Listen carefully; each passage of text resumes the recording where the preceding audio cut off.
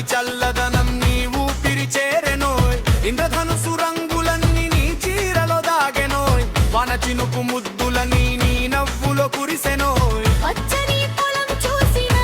నువ్వే గుర్తొస్తావే పారేసలేరు విన్నా నీ పేరే పాడుతుందే కోయిలమ్మ కూసినా నీ పలుకే వినిపిస్తుందే